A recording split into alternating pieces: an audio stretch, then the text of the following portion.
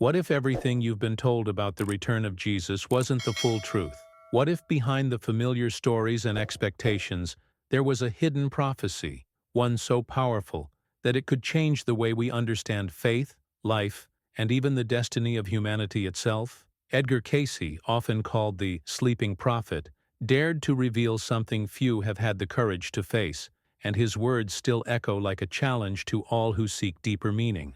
Has this ever happened to you, hearing a story that seems so familiar, only to realize that a piece of it has been missing all along? That's exactly what we are about to uncover here. But before we begin, please hit the like button and let me know where in the world you're watching from today. It's always fascinating seeing who's joining us from around the world. Cayce's revelation is not just another prophecy to be placed on the dusty shelf of forgotten mysticism. No, it is a soul-transforming message, encoded within the trances where he accessed visions far beyond ordinary human reasoning. He didn't wrap his words in riddles to confuse, but instead left behind a spiritual map hidden between the lines, a map that points to the truth of Christ's return in ways that may surprise you. Stay with me until the end, because what you're about to discover might shake everything you thought you knew. Imagine this. For centuries, we've been told to wait for the skies to open, for trumpets to sound, for a Messiah to descend in glory. And yet Cayce suggested something radically different, that the return of Jesus is not about a spectacle in the heavens, but about an awakening within us, a presence not distant or delayed, but already here, already moving, already asking to be recognized. Can you feel how provocative, even unsettling, that idea is? It challenges every tradition, every ritual, every expectation we've been conditioned to hold. Think about it. If the truth of Christ's return is not a faraway event, but a present reality, then everything changes. It means the responsibility no longer rests with waiting for a miraculous sign, but with us, with the way we choose to live, love, and awaken. Has this thought ever crossed your mind, that maybe the divine is already among us, quietly waiting to be acknowledged? Cayce's words demand courage, because to accept them is to admit that perhaps the greatest spiritual event of all time is not something we wait for, but something we experience in the now. And yet, this truth was not welcomed. It was suppressed, buried beneath layers of safer interpretations, almost as if there were a conscious effort to keep it hidden from collective memory. Why? Because if people began to realize that the return of Christ was not controlled by temples, rituals, or authority, but by their own awakening hearts, the structures of power built around fear and waiting would crumble. This is why Cayce's message was dangerous, because it gave power back to the individual, to you, to me, to anyone willing to look within and see the Christ already shining there. But this is just the beginning. What you're about to hear may not only challenge your beliefs, but also inspire you to see the future and yourself in a completely new light. Stay with me, because as we continue, we'll uncover the deeper codes hidden in Cayce's visions, the signs he left behind, and the shocking redefinition of what Jesus' return truly means. The journey has only just started, and the most astonishing part still lies ahead. If you find meaning in this journey, consider subscribing so you can continue exploring these hidden truths with me. The prophecy that Edgar Cayce revealed was not only unsettling, it was profoundly threatening to the systems that had shaped spiritual life for centuries. Imagine something so powerful that, if embraced, it could dismantle the foundations of collective belief overnight. That's exactly why this revelation was silenced. It wasn't destroyed, it wasn't erased completely, but it was pushed into the background, like a truth too dangerous to be spoken out loud. Behind the scenes, it was treated as if acknowledging it could destabilize the very control that religious institutions held over people's faith. And in a way, that's precisely what it would have done, because Cayce's words shifted the focus from external authority to inner transformation, from waiting passively to awakening actively. Cayce himself was not a traditional preacher, nor did he claim a role of power. He became known as the sleeping prophet, because his revelations came not in calculated speeches, but in moments of deep trance. In those altered states of consciousness, he accessed something beyond ordinary human reasoning, tapping into a dimension of hidden truth that spoke directly to the heart. These were not dreams or fantasies, but visions recorded and preserved, carrying a sense of urgency and depth that left those who heard them shaken. He challenged the mindset that faith must always come from outside, instead insisting that the divine spoke within, waiting to be recognized. Among the more than 14,000 readings Cayce delivered, only a small number mentioned the return of Christ, and yet the weight of those few was unlike anything else he ever said. Why such scarcity? Perhaps because the message itself demanded more than casual interest. It demanded courage, responsibility, and the willingness to rethink everything. These specific readings didn't circulate widely. They were quietly placed aside, almost buried under safer, more acceptable prophecies. The impact, however, was too profound to disappear entirely. Like embers beneath ashes, the fire of those words continued to glow, waiting for someone to blow them into flame again. When we reflect on why such powerful insights were overlooked, it becomes clear that they were never meant for comfortable ears. Cayce wasn't offering entertainment or abstract mysticism. He was pointing to a path of deep transformation, one that required decisions not just from leaders, but from every individual. His revelations weren't about predicting spectacular events. They were about awakening a consciousness that could change how humanity lived, how it treated one another, how it understood the sacred. And that shift, from external spectacle to internal awareness, was precisely what made it so dangerous to systems of control. Think of it this way: if people began to believe that Christ's return was already present within them, what power would hierarchies still hold?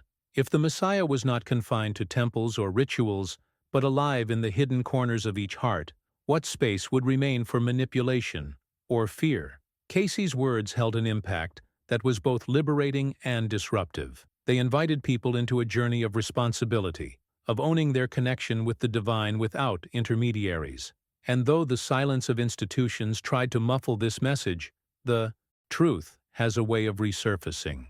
Now, I want to go even deeper into this topic because what Cayce described was not only radical, it was revolutionary. It was an invitation to reimagine the very essence of spiritual life, and to see the return of Christ not as a distant prophecy, but as a living reality that touches every decision, every mindset, every act of love. The question that lingers is simple, yet profound. Are we ready to face the weight of such a revelation, or do we still prefer the comfort of waiting for a spectacle that may never arrive? Write in the comments. This makes sense to me if you feel this hidden truth resonates with you. Edgar Cayce did not hesitate to disrupt the most familiar images of prophecy. He spoke with a clarity that unsettled, declaring that the return of Christ would not be the dramatic spectacle so many had been conditioned to expect. No heavens ripped open, no trumpets echoing through the skies, no radiant figure descending in fire and glory. For Cayce, the true return was something far more intimate, and in that intimacy lay its power. He pointed to a Christ already present, not waiting in some distant realm but manifesting quietly, almost invisibly, within the very fabric of humanity. This wasn't a prophecy of an event to watch for, but a revelation of a presence already unfolding among us. And it's precisely this redefinition that rattled the foundations of traditional faith, because it shifted the focus from the external stage to the hidden truth of the human heart. Imagine the impact of such a statement. Generations raised to look outward, toward the sky, toward some dramatic intervention, suddenly being told to look inward instead. The mindset it required was revolutionary, because it meant admitting that the kingdom we longed for was not something to be given, but something to be awakened. Cayce wasn't merely offering a different interpretation. He was asking people to completely transform their way of seeing reality. That kind of shift is not comfortable. It demands courage, it demands decisions, and it demands responsibility. It forces us to recognize that the return of Christ is not delayed because heaven is withholding it, but because humanity resists acknowledging what is already here. This vision was too much for many. Leaders preferred to bury it under safer narratives, replacing its unsettling demand with stories of future events that required no immediate change. It was easier to believe in a Messiah who would someday appear than to accept a Messiah who was already here. silently insisting on transformation today. The weight of Cayce's words rested not on cosmic spectacle, but on personal awakening, and that's precisely why fear rose to silence them. Because if Christ is already present, then the excuses to remain unchanged collapse. Every action, every thought, every choice becomes part of the prophecy, part of the return itself. Behind the scenes, this was the real reason Cayce's prophecy was resisted. It stripped away the illusion of distance. It said plainly, stop waiting for the skies to split open, and realize the divine is already pulsing within your soul. And if that's true, then what does that mean for the structures built on the idea of waiting, controlling, or mediating access to God? Cayce's revelation pulled away the veil, exposing not only a hidden truth but also the uncomfortable possibility that much of what people were taught was designed to keep them passive. And passivity has always been easier to manage than awakened hearts. What Cayce was offering was not comfort, but confrontation. He confronted the idea that salvation comes from outside, and replaced it with the radical notion that Christ's return is happening every time someone chooses compassion over judgment, love over fear, truth over illusion. This redefinition is not just theology, it's transformation in action. It's the daily decisions that shape whether we recognize the Christ within or deny Him by clinging to the expectation of a spectacle that never comes. Now, I want to go even deeper into this topic, because the implications of a Christ already present are staggering. It means the return is not a single event frozen in time, but a living process, one that asks to be lived here and now. It means the journey of faith is less about waiting for what is promised, and more about awakening to what already surrounds us, what already fills us, what already longs to be acknowledged. And as we unfold this hidden truth, the question is no longer when He will come, but whether we are ready to see Him where He has always been. Write in the comments, Christ is already here, if this resonates with you. Cayce's invitation was never meant for the faint of heart. His words carried a weight that went beyond theology. They were a call to courage, not the kind of courage that shouts from the mountaintops, but the quiet, persistent courage of those willing to confront what lies within. To accept His message meant setting aside centuries of comforting images, the grandiose spectacles of prophecy we've been conditioned to imagine. It meant abandoning the idea of a Savior descending in radiant glory, ready to solve our problems, and instead facing the unsettling truth that the return of Christ was already happening, but in ways most of us overlook. This shift demands not fear, but readiness, because courage is the key to transformation. And transformation, as Cayce insisted, begins in the unseen places of the soul. The old images of trumpets and clouds, of cosmic curtains parting to reveal a stage prepared for divine drama, have a certain allure. They feed the imagination with scenes that are easy to picture, cinematic moments that reassure us with clarity. But Cayce shattered that expectation. He pulled back the veil and showed that the true return does not fit into human fantasies of power and spectacle. Instead, it unfolds silently, humbly, in the most personal of ways, through the awakening of consciousness. This revelation was not meant to diminish Christ's power, but to magnify it, to expand His presence beyond a single scene in the sky and into every human heart willing to receive Him. When we hear the phrase, return as consciousness, it may sound abstract, but Cayce made it startlingly concrete. He described a presence that emerges not outside of us, but within us, through our choices, our mindset, and our capacity to love.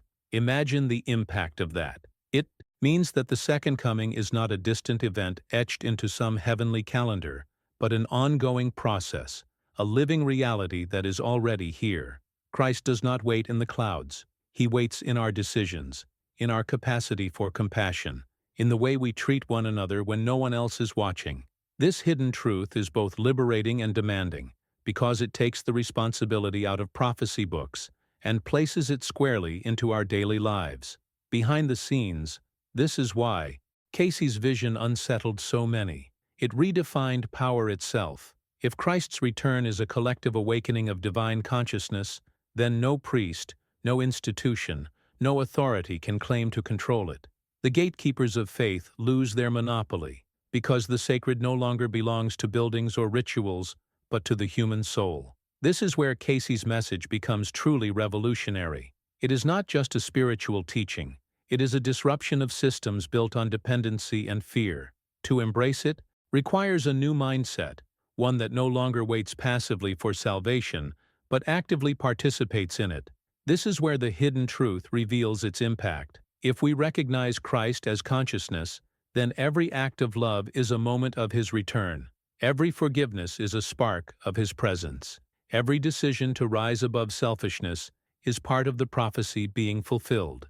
That means the return is not about someday, it's about now. It's about the journey of humanity, learning to embody the divine in the ordinary, to carry light into the darkest corners of life. It's about awakening together, not as spectators of a miracle, but as participants in a transformation that is already reshaping the world.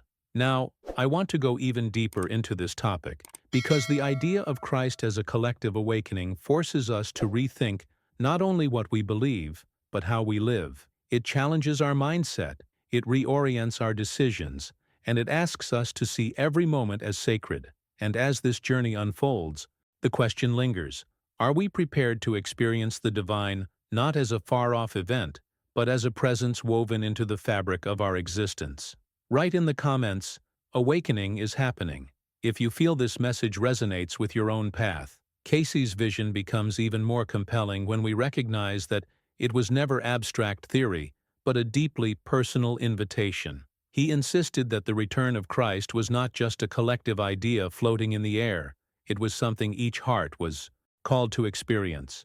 The prophecy only comes alive when it touches us individually, when we realize that recognizing this presence is not about doctrine or tradition, but about transformation from within. Each time we open ourselves to love, to compassion, to forgiveness, we aren't just practicing spirituality in a vague sense. We are participating in the very process Cayce described as the return. This is what makes it so personal, so intimate, and so demanding, because it means no one can do it for us. It is not a priest's ritual or a preacher's sermon that guarantees this awakening. It is the decisions we make in the quiet corners of our own lives. And here lies the hidden truth that caused so much resistance.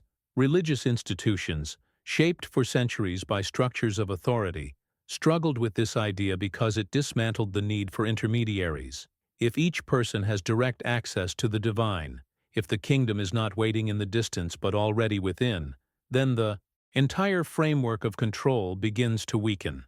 Power thrives on dependence, and Cayce's message broke that dependence wide open. Behind the scenes, this was the real reason his revelation was ignored, even suppressed.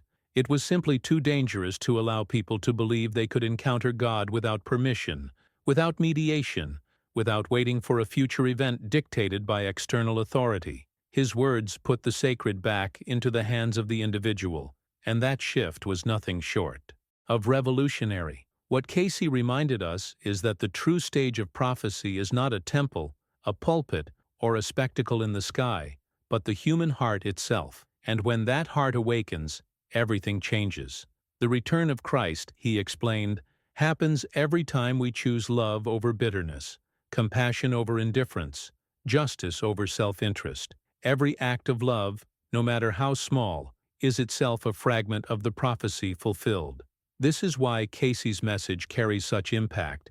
It transforms the extraordinary into the everyday, showing us that the return is not distant, not delayed, not hidden in mystery, but already present in the gestures that connect us to one another.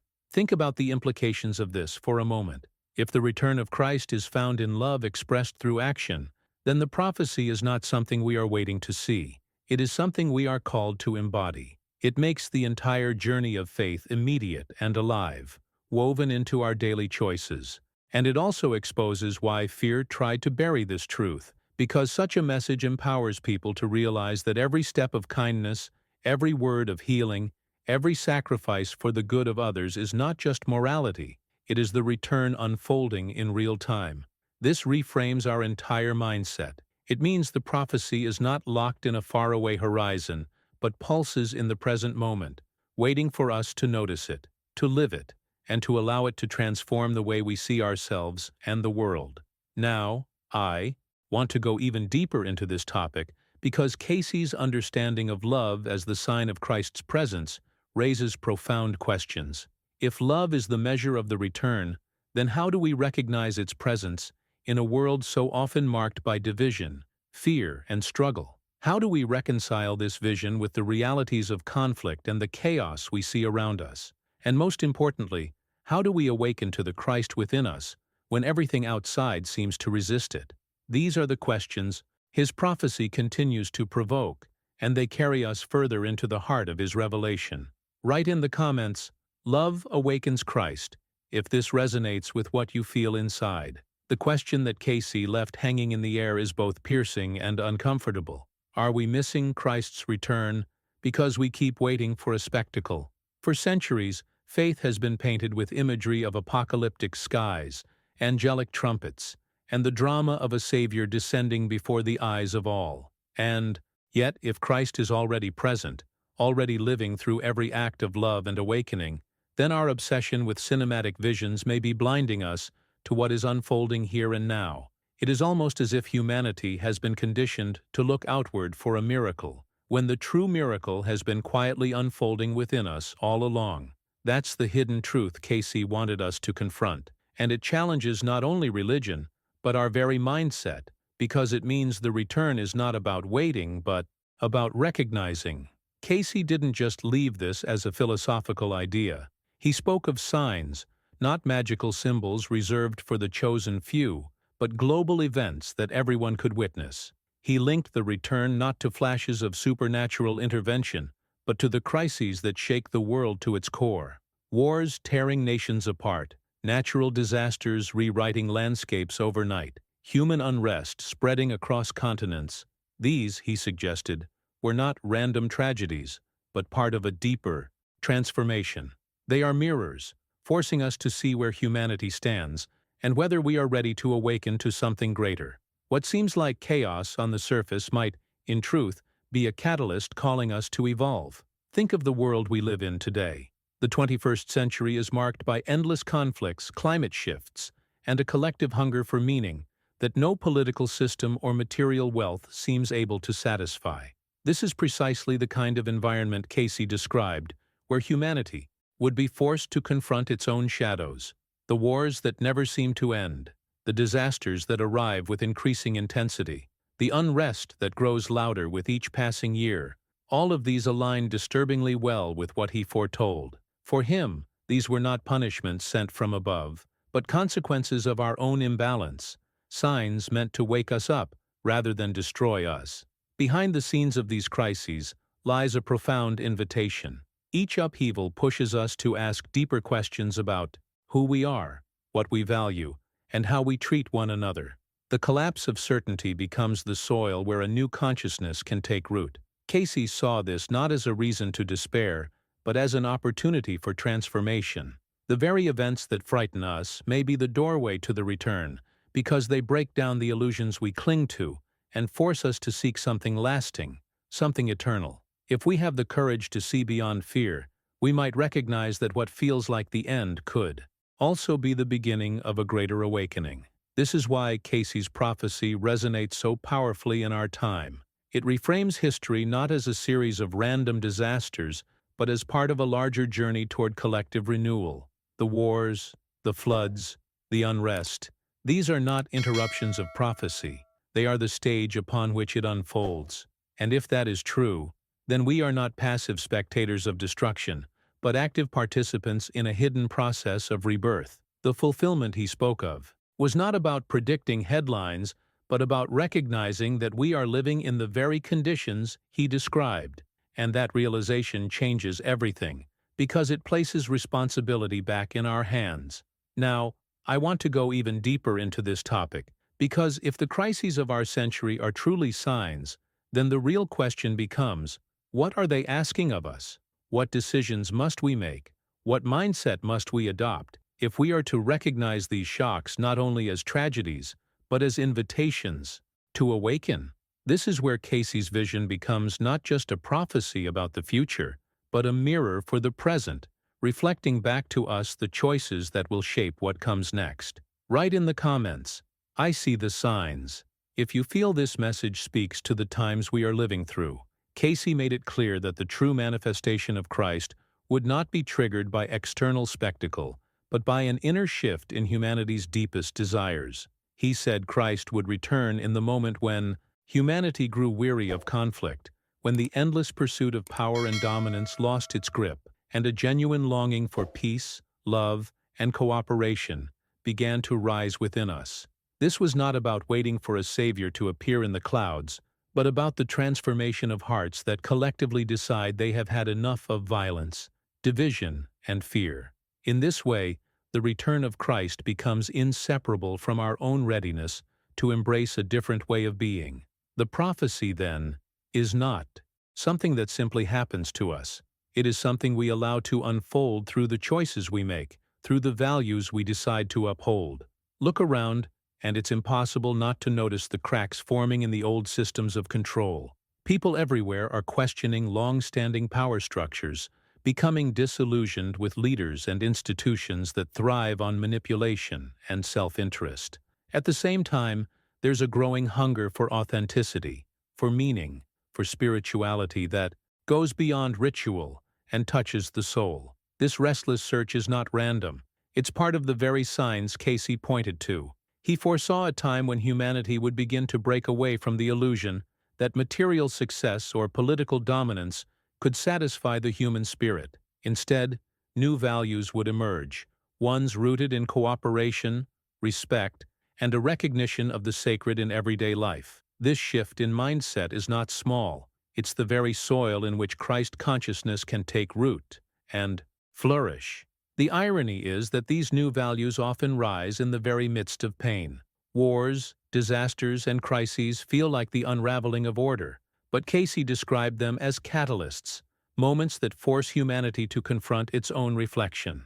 Suffering becomes the teacher, pushing us beyond complacency and into a space where we can no longer ignore what truly matters. The impact of loss, of instability, of chaos is that it strips away the illusions we cling to. It removes the masks and reveals the hidden truth that we cannot continue as we have. And in that moment of breaking, a door opens. Pain creates the conditions for awakening because it compels us to search for light when everything else seems dark.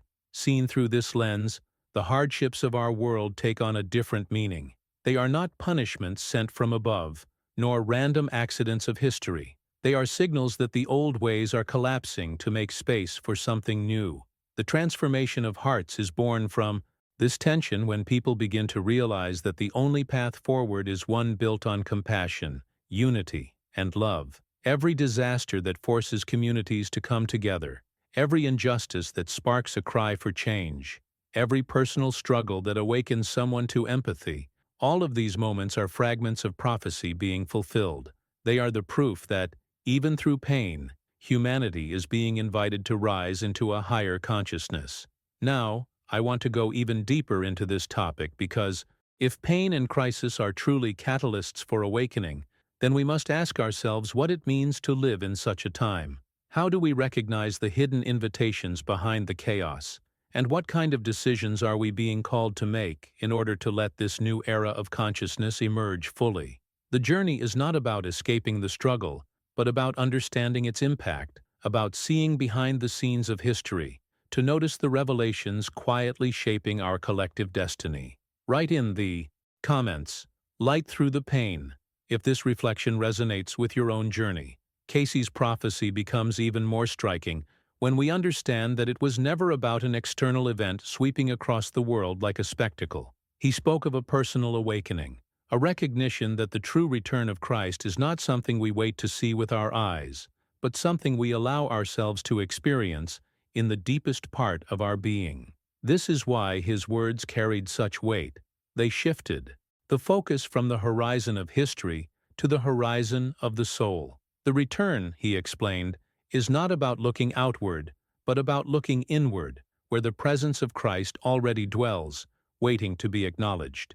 That awareness is the real transformation, and it demands more than belief. It requires encounter. When we pause and consider this perspective, the hidden truth begins to surface. Every act of compassion, no matter how small, is already a revelation of Christ's presence. A smile, offered to someone who feels unseen. Forgiveness extended when anger would be easier. A decision to place love above pride. All of these moments are proof that the prophecy is alive here and now.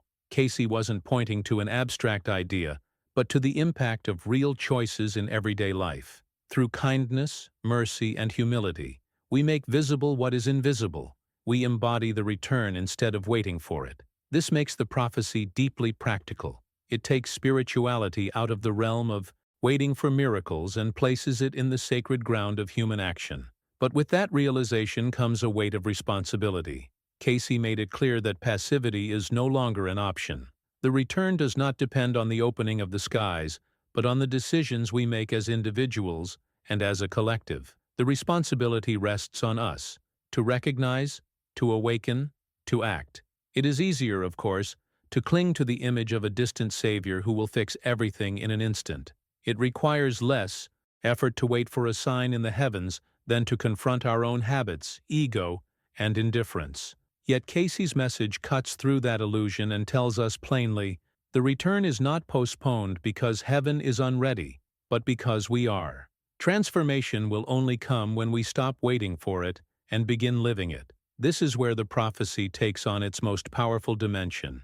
It is not an announcement of a single event, but a call to embrace a new mindset. It tells us that awakening begins with a choice, and that each choice either delays or advances the return. If Christ dwells within us, then every moment becomes sacred. Every encounter becomes an opportunity to reveal what is hidden. Every struggle becomes a chance to embody a greater truth. This is not passive faith. It is active, courageous, demanding, and it is also liberating, because it breaks the chains of fear and hands the responsibility for transformation back to us. Now, I want to go even deeper into this topic, because if the return is truly about awakening to the Christ within, then we need to ask ourselves what it means to live daily with that awareness. How do we nurture this presence? How do we align our lives with it? And how do we recognize the subtle ways it manifests in a world that often seems blind to it? The answers to those questions are not found in distant prophecies, but in the journey of each soul daring to embody the divine here and now. Write in the comments, the return begins within me if this message speaks to your heart. Cayce's words reached their most transformative point when he described love not as a sentiment, but as the very stage on which Christ's return unfolds. For him, the prophecy was never tied to an event written in the stars, but to the way human beings embody unconditional love here on earth. Every moment in which someone chooses to forgive instead of resent, to heal instead of harm, to lift up instead of tear down, is a moment where the light of Christ breaks through the ordinary. This is not poetry. It is prophecy lived out in real time. Christ's return, Cayce explained, is not something we wait to witness. It is something we allow ourselves to reflect through the way we live. Love, then, becomes more than virtue. It becomes the living evidence of the divine presence already among us. To embrace this truth requires a shift in mindset. We have been trained to think of Christ's return as an external interruption to history, a moment when time itself would bend to the weight of a miracle. But Cayce turned this idea inside out. He insisted that Jesus already lives within us, that his presence is not hidden in a distant heaven, but embedded in the very fabric of human consciousness. The hidden truth is that the return does not depend on cosmic alignment, but on our recognition. This is a radical reframing of faith because it means that the most extraordinary event in human history is waiting not above the clouds, but in the human heart. The challenge is not about predicting when he comes, but about daring to see that he is already here. And yet, Cayce did leave behind curious hints of time, symbolic milestones that seem to whisper of a hidden calendar. Among them, the year 2030 has often been cited, not as a fixed date of spectacle, but as a marker of spiritual maturity, a moment in history where humanity would be called to a greater awakening. He did not present it as an apocalypse or a countdown, but as a signpost pointing toward collective transformation. What matters is not the number itself, but what it represents. The idea that there are thresholds in our journey where choices must be made, where the impact of our decisions ripples outward into the destiny of the whole. Think of it less as a prediction and more as a mirror. If 2030 is to mean anything, it is because it reflects our readiness, or lack of it, to awaken to the Christ within. It is a symbolic reminder that time itself carries weight, that history has moments where humanity is pushed to grow, to mature, to see beyond illusions. This is where prophecy becomes less about calendar dates and more about consciousness, because even if that year passes without event, the question remains, did we use the time to awaken, or did we waste it waiting for something external? Cayce's hidden calendar is not a schedule of divine appointments. It is a challenge to stop measuring days and start measuring depth of awareness. Now, I want to go even deeper into this topic, because the idea of time as symbolic, rather than literal, changes everything. It pushes us to see beyond the surface of dates and numbers, and to recognize the journey unfolding behind the scenes. It asks us to reflect on our collective mindset, on the values we choose to embody, and on the courage we have to step into transformation, rather than delay it. If Christ is already within us, then the only real countdown is the one in our own hearts, urging us to awaken before it is too late. Write in the comments, "Love is the calendar," if you feel this truth resonates with your soul. Cayce often reminded his listeners that divine time could never be measured by the same instruments that govern our days and years. He warned that God's timing is not a fixed point on a calendar, not a date circled in red, as if heaven followed the rules of human scheduling. Instead, he spoke of time as symbolic, as a language that describes states of consciousness rather than hours, or centuries. This is why trying to pin the return of Christ to a specific day only leads to disappointment and confusion. The hidden truth is that eternity doesn't operate according to our clocks.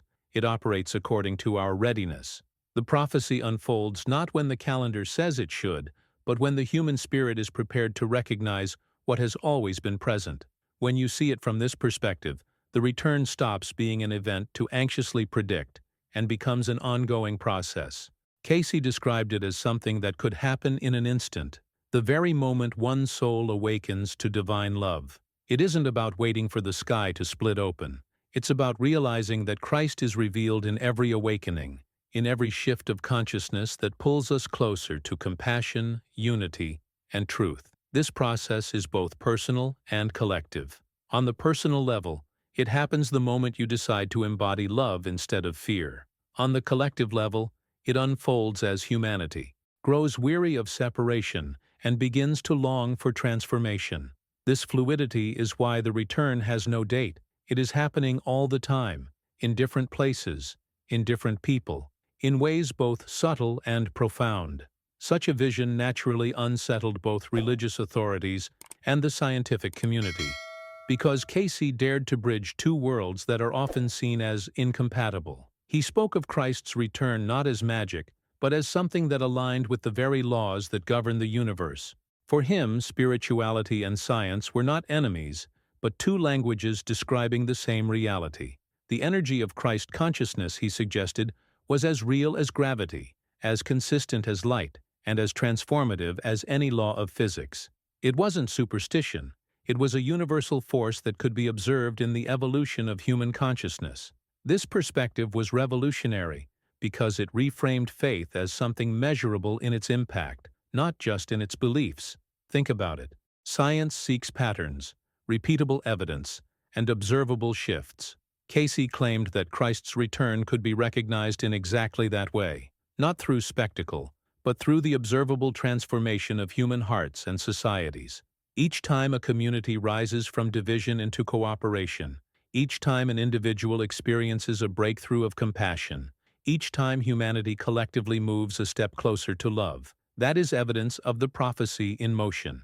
It is a revelation that speaks both to faith and to reason, showing that the sacred is not divorced from the natural order, but deeply woven into it. Now, I want to go even deeper into this topic because if the return of Christ truly aligns with universal laws, then it means spirituality is not an escape from reality, but a deeper encounter with it. It suggests that the hidden truth of prophecy may lie not in predicting what will break the rules of the universe, but in understanding how love itself is the most powerful law behind them all.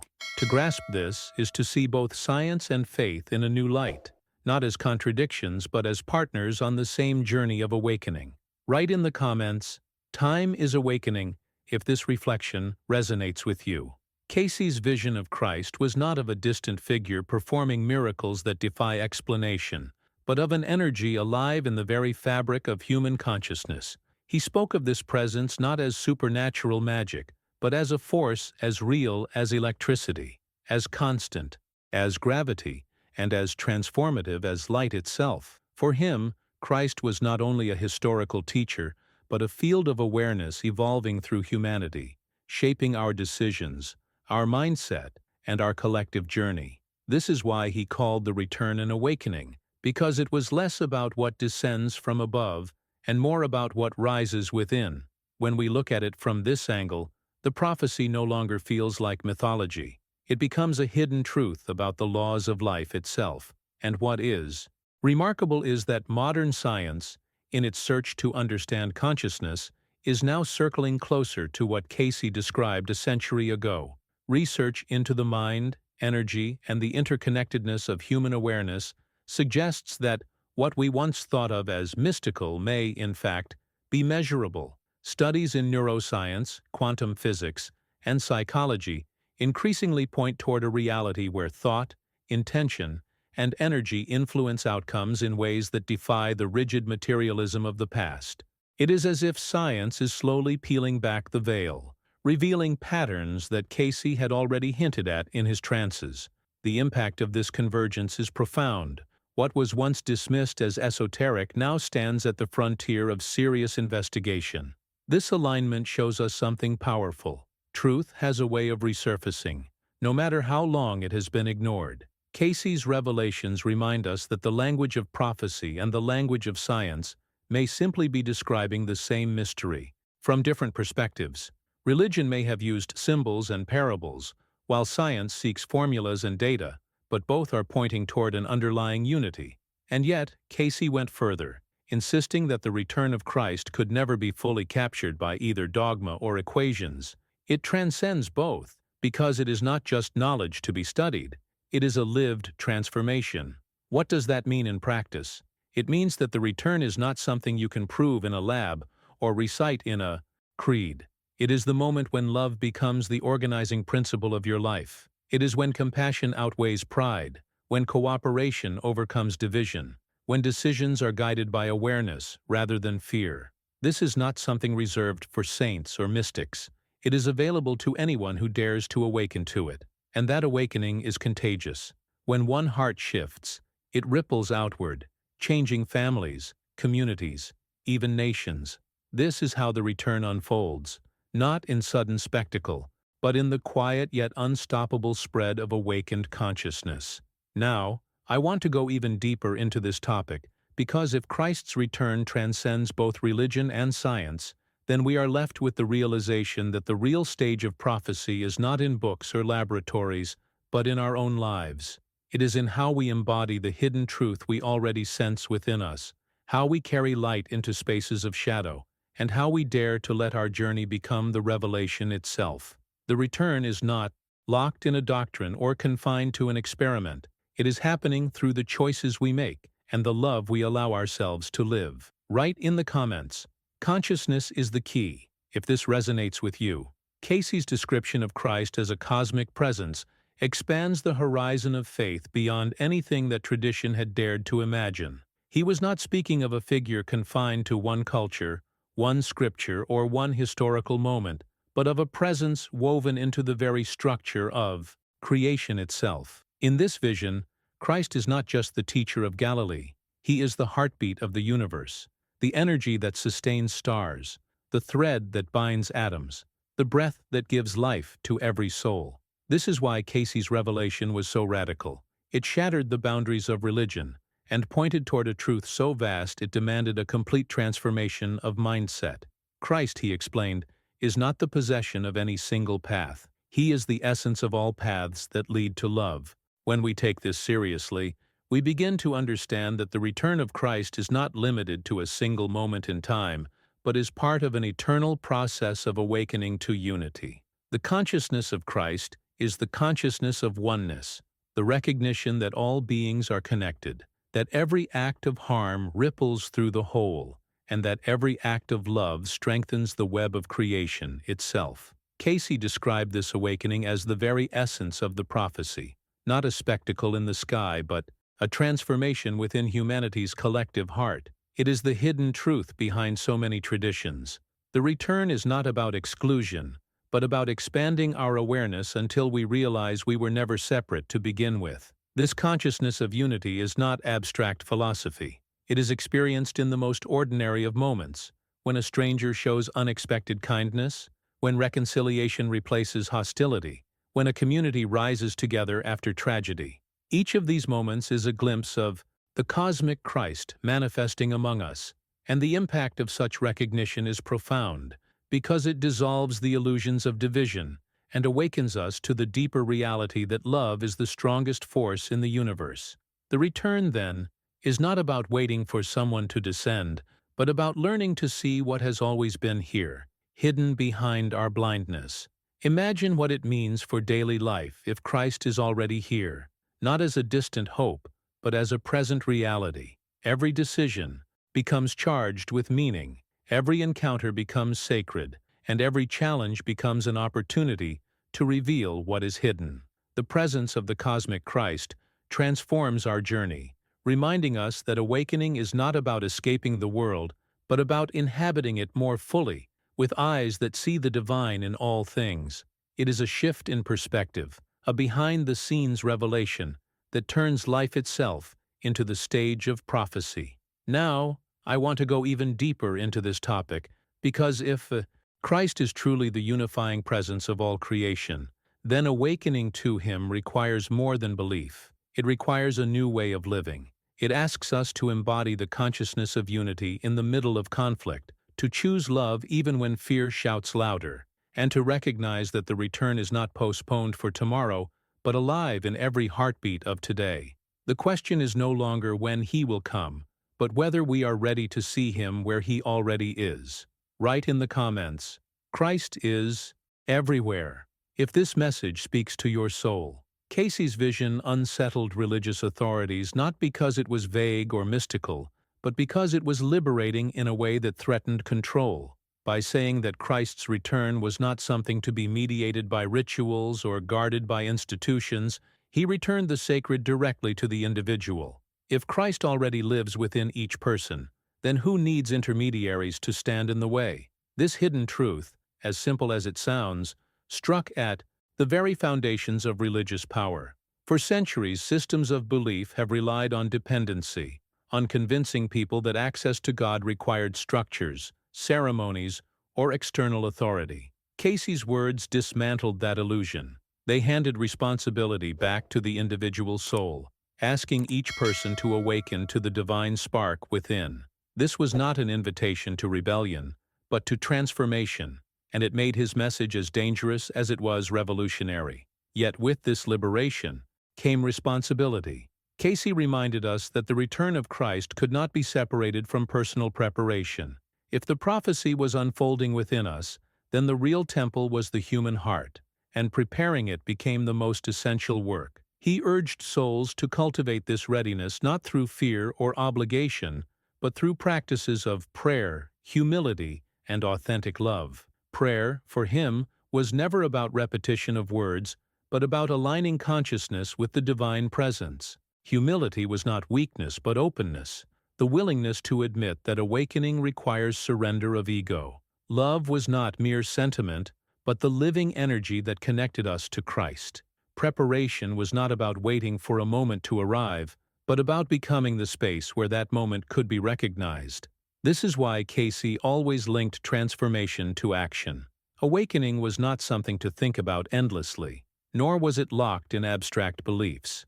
It was something proven in daily life, in the decisions that shape our journey. Forgiveness becomes a doorway through which the Christ within us breathes. Kindness opens channels where His light can flow. Self-discipline clears the noise of ego, and allows the quiet voice of the divine to be heard. In every small act of integrity, compassion, or courage, we create space for His presence to expand. This is how prophecy becomes tangible, not through grand gestures in the sky, but through hidden revelations in ordinary life. The return is not passive, it demands participation. Think about the impact of such a teaching.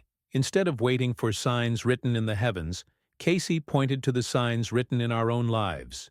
The prophecy was no longer about when or where, but about how we choose to live. The journey itself became the revelation, and the decisions we make each day became part of the unfolding story of Christ's presence on earth. This was far more demanding than expecting a spectacle, because it asked us to take responsibility, to align our mindset with love, and to live as if the prophecy were already true, because it is. Now, I want to go even deeper into this topic, because Cayce's insistence on preparation raises an even greater question. What does it mean to live as if Christ is already here? How do we embody this hidden truth in a world still marked by division, conflict, and fear? And what kind of transformation becomes possible when enough hearts begin to awaken and act as living temples of His presence? These are the questions that carry us further into the heart of His revelations.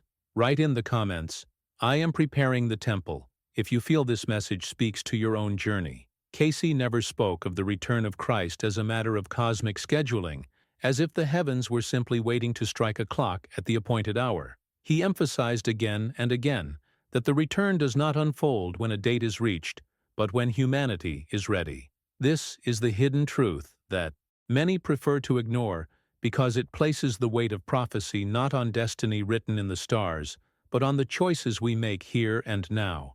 The divine is not bound by time as we measure it. The real calendar is our collective spiritual maturity. When enough hearts open, when the longing for love outweighs the addiction to fear, when compassion becomes stronger than division, then the return is no longer prophecy, it is reality. This way of seeing shakes the foundations of passive faith. It refuses the comfort of believing that we can wait idly for a Savior to appear and fix what is broken. Instead, it tells us that the responsibility rests on us, that the Messiah lives within, and that the only thing delaying His recognition is our reluctance to embody Him. The return depends on humanity, because it is humanity that must decide whether to awaken or to remain asleep. This is the challenge, the confrontation, and also the incredible hope of Cayce's vision. It gives power back to the individual and to the collective, showing that prophecy is not about fate imposed from above, but about the transformation born from within. When he spoke of this, his words carried both urgency and tenderness. He wasn't threatening judgment, he was inviting awakening. Cayce described Christ's presence as something already near, already woven into every soul, waiting only for the courage of recognition. His final invitation was both simple and revolutionary. Stop waiting. Open your heart now. The return is not an event to watch, but an experience to live. The moment you allow love to guide you, the prophecy is fulfilled in you. The moment a community chooses reconciliation over hatred, Christ has returned there. The moment humanity collectively embraces the consciousness of unity, the second coming is no longer hidden, it is revealed. This perspective redefines everything we think we know about prophecy. It transforms it from a story of delay into a story of immediacy. It asks us to stop treating the divine as something always on the horizon and to start seeing it in the present moment, in our decisions, in our mindset, in the way we allow ourselves to be transformed. And perhaps this is what makes Cayce's message so radical. It takes the extraordinary and reveals it in the ordinary, showing us that the greatest event of all time is happening quietly in the most personal of places, the human heart. Now, I want to go even deeper into this topic, because if Christ's return truly begins the moment we open ourselves to Him, then the question we must face is how to live as if that reality is already here. What does it mean to treat every day as sacred ground, every encounter as part of the prophecy, every act of love as a revelation of His presence? This is the journey Cayce called us to embrace, not a journey of waiting for what is promised, but a journey of awakening to what has already been given. Write in the comments, The return is now. If this reflection resonates with you, if you've journeyed with me all the way to this point, it tells me that this message touched something inside you.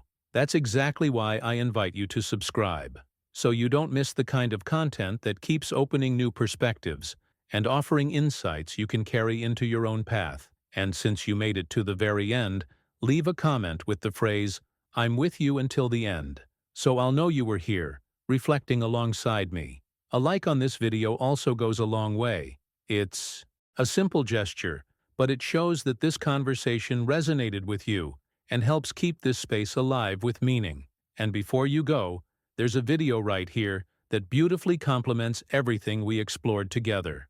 Click and continue with me over there. We're just getting started on this journey.